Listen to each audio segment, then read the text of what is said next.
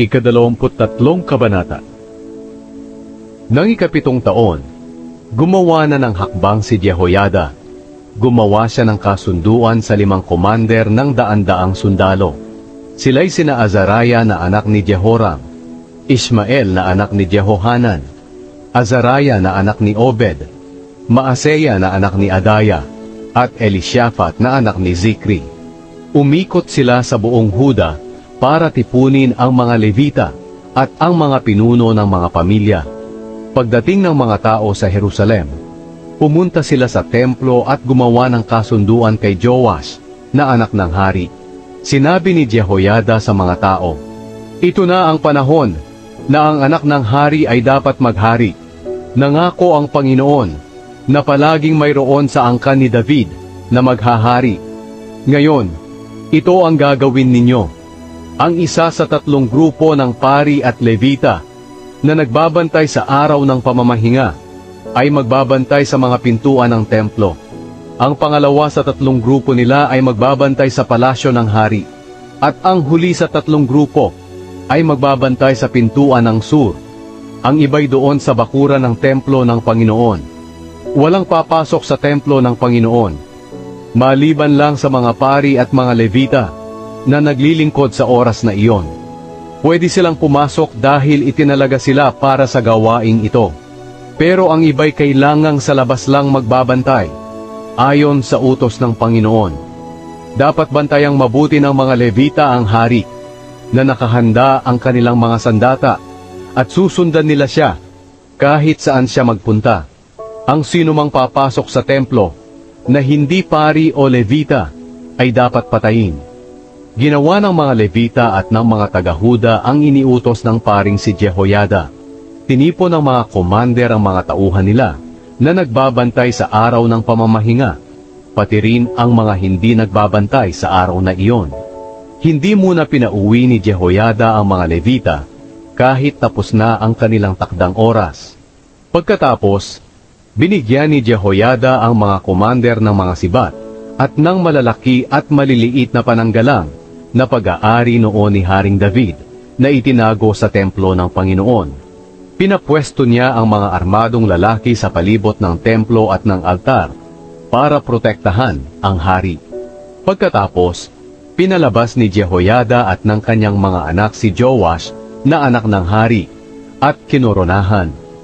Binigyan siya ng kopya ng mga tuntunin tungkol sa pamamahala ng hari at idineklara siyang hari. Pinahiran siya ng langis para ipakita na siya na ang hari.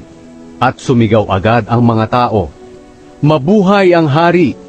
Nang marinig ni Atalia ang ingay ng mga tao na tumatakbo at nagsisigawan para papurihan ang hari, pumunta siya sa kanila roon sa templo ng Panginoon. At nakita niya roon ang bagong hari na nakatayo malapit sa haligi sa may pintuan ng templo. Nasa tabi ng hari ang mga komander at ang mga taga-trumpeta. At ang lahat ng tao roon ay nagsasaya at nagpapatunog ng mga trumpeta. Ang mga mang-aawit ay nangunguna sa pagpupuri sa Diyos na tumutugtog ng mga instrumento. Nang makita itong lahat ni Atalia, tinunit niya ang kanyang damit sa sama ng loob at sumigaw, "Mga traidor! Mga traidor!" Inutusan ni Jehoiada ang mga komander ng mga sundalo, "Dalhin ninyo sa labas si Atalia at patayin ang sinumang magliligtas sa kanya. Huwag niyo siyang patayin dito sa loob ng templo ng Panginoon." Kaya dinakip nila siya at dinala sa labas ng pintuan na dinadaanan ng mga kabayong papunta sa palasyo, at doon siya pinatay. Mga pagbabagong ginawa ni Jehoiada. Pagkatapos, gumawa ng kasunduan sina Jehoiada, ang mga tao at ang hari na magiging mamamayan sila ng Panginoon. Pumunta agad ang lahat ng tao sa templo ni Baal at giniba ito. Dinurog nila ang mga altar at mga Diyos-Diyosan doon at pinatay nila si Matan na pari ni Baal sa harapan ng mga altar. Pagkatapos, ipinagkatiwala ni Jehoiada sa mga paring levita ang pamamahala sa templo ng Panginoon, gaya ng ginawa ni David noon. Maghahandog sila ng mga handog na sinusunog ayon sa nakasulat sa kautusan ni Moises, at magsasaya at aawit ayon sa iniutos ni David.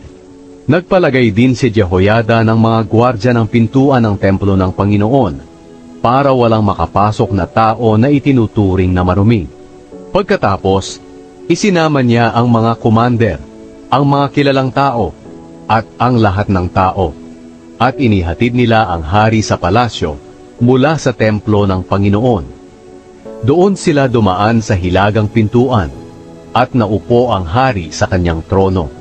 Nagdiwang ang mga tao, at naging mapayapa na ang lungsod, matapos patayin si Atalia.